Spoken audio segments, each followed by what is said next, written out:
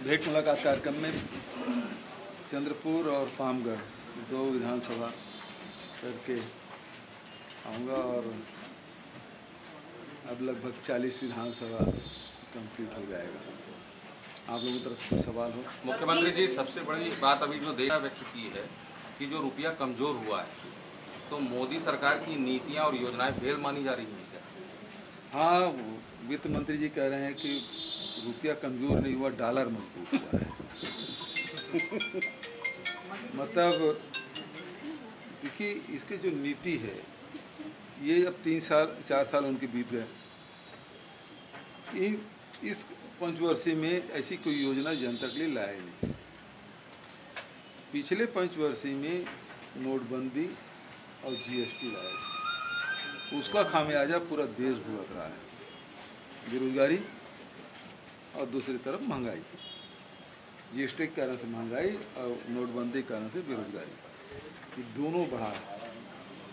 और किसान अलग परेशान है, नौजवान अलग परेशान है, रोजगार कहीं मिल नहीं रहा है, किसानों को दाम नहीं मिल पा रहा है। और ये अभी जो स्थिति है देश में और पूरी दुनिया में, उससे उबारने का एकमात्र रास्ता है वो गांधी का रास्ता है, जो स्वावलंबन की ओर बढ़ने की बात कर रहा है। आज पूरी दुनिया में ऊर्जा के संकट है, चाहे वो पेट्रोलियम के मामले में कहे, चाहे गैस के मामले में कहे, चाहे प्राकृतिक गैस के मामले में कहें, या कोयला के कहें, बिजली के कहें। ये ऊर्जा एक बड़ी संकट के रूप में पूरी दुनिया के सामने आया है, क्योंकि ये जो युद्ध हुआ है, हो रहा है रूस और यूक्रेन के बीच में, उसके कारण से जो यूरोप में जो गैस पाइप जा रहा था वो बाधित हुआ। उसके कारण से पूरा यूरोप है वो थर्मल पावर की ओर जा रहा है, बिजली का दर बढ़ा हुआ है, वहाँ के लोग सड़कों पे आ रहे हैं, स्थिति बहुत भयावह है। तो ऐसे स्थिति में कोयले के भाव बढ़ने वाला है, पूरा बढ़ भी चुका है। विदेश से जो कोयला आ रहा है वो 18,000 20,000 रुपया प्रति टन के हिसाब से आ रहा है। तो ऊर्जा महंगा होगा, पेट्रोल और डीजल के भाव की स्थिति में आपको सब पता है, ये भाव बढ़ने वाला है। दूसरा, यूक्रेन है वो पूरा गेहूं सप्लाई करता था यूरोप में, तो खाद्यान्न का संकट अलग से है। और इसी कारण से भारत सरकार ने क्या किया है, जो खंडा यहाँ से चावल कनकी जा रहा था उस पर निर्यात के बैन लगा दिया। निर्यात बैन होने के नुकसान हमारे छत्तीसगढ़ के किसानों को हुआ। अभी बरसात में मंडियों में जो धान 1900 से 2400 रुपये प्रति क्विंटल के हिसाब से बिक रहा था, 300 रुपये गिर गया। ये एक तरफ किसानों को भी परेशान कर रहे हैं, किसानों को दाम भी नहीं मिल रहा है, ऊर्जा बढ़ेगा और रोजगार के संकट तो है। तो ये रास्ता, इसके एकमात्र जवाब है वो महात्मा गांधी का रास्ता है। और महात्मा गांधी के रास्ते पे हम लोग चल रहे हैं छत्तीसगढ़ में सुराजी गांव योजना के माध्यम से। खाद वही बना रहे हैं, गोबर से बिजली भी बनेगा, गोबर से पेड़ भी बन रहा है, गोबर से जैविक खाद भी बन रहा है एक तरफ वो। दूसरी तरफ रूरल इंडस्ट्रियल पार्क जो हमें जो आवश्यकता है वो ही उत्पादन करें, तो लोगों को रोज़गार भी मिलेगा व्यापक पैमाने पे। हर ब्लॉक में 2 रूरल इंडस्ट्रियल पार्क इस साल खोले, लेकिन डिमांड इतनी अधिक आ रही है, हमें उम्मीद नहीं थी कि इतना डिमांड आएगा, लेकिन ज़बरदस्त डिमांड है। तो ये लोगों की मांग है और उसके अनुरूप आपको योजना बनानी होगी।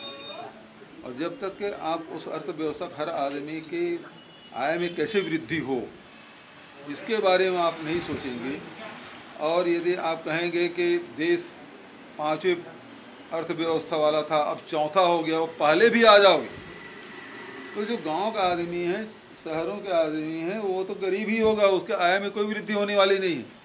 चंद पूंजीपतियों के पैसे में वृद्धि हो रही है। एक तरफ बेरोजगारी बढ़ रही है, दूसरे तरफ हमारे यहाँ के उद्योगपति 10वें नंबर से खिसक के 4थे नंबर, दूसरे नंबर, पहले नंबर पे आ रहे हैं। तो आप यदि कहेंगे प्रति व्यक्ति आय यदि हिसाब निकालेंगे तो ज़्यादा आएगा, लेकिन वास्तविक उसका 2-4-5 लोगों को हटा दीजिए उसके वर्थ को, उसके बाद प्रति व्यक्ति आय निकाल के देखिए भला क्या स्थिति बनेगी। तो ये जो अर्थव्यवस्था भी जो चल रही है वो पूरी तरह से फेल है।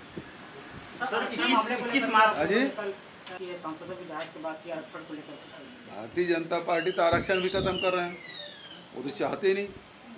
और देख लीजिए 2005 से लेके अब तक की क्या किया, जब तक 18 में थे तब तक। दूसरी बात यह है कि आरक्षण देना मत पड़े, इसके लिए जितने भी सार्वजनिक उपक्रम है सबको बेच रहे हैं। बालको बिका, भिलाई बिकने वाला है, नगरनार बिकने वाला है, रेल बिकने वाला है, रेलवे स्टेशन बिकने वाला है, उसमें भर्ती बंद कर दिए, एयर इंडिया बेच दिए, एयरपोर्ट बेच दिए। तो आरक्षण का लाभ कहाँ मिलेगा जब पद ही नहीं रहेगा। सेंट्रल गवर्नमेंट ने भर्तियाँ भी बंद कर दी है और सार्वजनिक उपक्रम में जहाँ नौकरी मिलती थी वो भी बंद कर दिए। तो दोहरा मार। आरक्षण का लाभ अनुसूचित जाति, जनजाति, पिछड़े वर्ग, महिला को ना मिले, इसके लिए वो ये सब खत्म कर रहा है। सर 21 मार्च को महासमुंद में किसान मोर्चा बैठक कर, ये मध्य प्रदेश में MBBS की पढ़ाई हिंदी में होगी अब से, क्या छत्तीसगढ़ में भी इसकी कोई कार्रवाई? पहले पढ़ाई शुरू होने दीजिए, उसका अभी एक प्रदेश शुरू किया है तो उसका लाभ हानि देख लेते हैं, उसका छात्रों में रिएक्शन देख लेते हैं, वो अडाप्ट करते हैं तो हम लोग भी करेंगे, और नहीं तो एक्सपेरिमेंट कर ही रहे हैं। डॉक्टर रमन सिंह ने कहा है कि राजनांदगांव से वो चुनाव लड़ेंगे या नहीं, ये पार्टी हाईकमान तय करेगा, और मतलब खुद कंफर्म नहीं हो रहे कि वो चुनाव लड़ेंगे या नहीं। मुझे आपके मुँह से कल उनका बयान है, आपके माध्यम से जानकारी, वो बैठे बैठे वही कर रहे हैं, कहीं जाते नहीं, कोई बुलाते भी नहीं, तो ले दे के एक बयान भर दे देते हैं ताकि उसमें पत्रकारों के बीच में जाए और ये सवाल मुख्यमंत्री से पूछ लो तो वो वायरल हो जाएगा। उसका उद्देश्य केवल इतना ही है। अब वो लड़ेंगे नहीं लड़ेंगे, लड़ाएंगे नहीं लड़ाएंगे, वो उसकी पार्टी जाएंगे। नीति आयोग का रिपोर्ट है मुद्दे पर आने वाली थी, लेकिन फिलहाल किस मामले में? आरक्षण के मामले में ये है कि देखिए क्वान्टिफाइबल डाटा के लिए हमने पटेल आयोग का गठन किया हुआ है। बहुत अब वो जल्दी उसका रिपोर्ट आने वाला है। और हाई कोर्ट में पिछले समय गए थे तब भी ये बात आई थी कि आपने ये आरक्षण दिया, उसका आधार क्या? तो क्वान्टिफाइबल डाटा के जब तक के हमको नहीं मिलेगा तो हम आधार क्या बताएंगे? कोई न कोई व्यक्ति कोर्ट जाएगा, तो उसके आधार बताने के लिए क्वान्टिफाइबल डाटा बहुत ज़रूरी है, ताकि हम EWS को भी दे सकें, पिछड़े वर्ग भी दे सकें, अनुसूचित जाति की भी दे दें, जनजाति की। तो जनजाति और अनुसूचित जाति, इसका तो जनसंख्या के आधार पे करना है। EWS के लिए भी, चूँकि अब यहाँ कितना 10% तक दे सकते हैं, अपर क्लास के जो वेकर सेक्शन है उसको 10% तक दे सकते हैं। तो जब तक कि हमारे पास डाटा नहीं होगा हम कैसे क्या करेंगे? तो इसलिए चाहे पिछड़े वर्ग को हो, चाहे अपर क्लास के जो गरीब वर्ग के लोगों को जो आरक्षण देना है, तो क्वान्टिफाइबल डाटा होना जरूरी है। नीति आयोग की रिपोर्ट के अनुसार जो है Narayan. For more news updates, do subscribe, like, share and comment. Clipper 28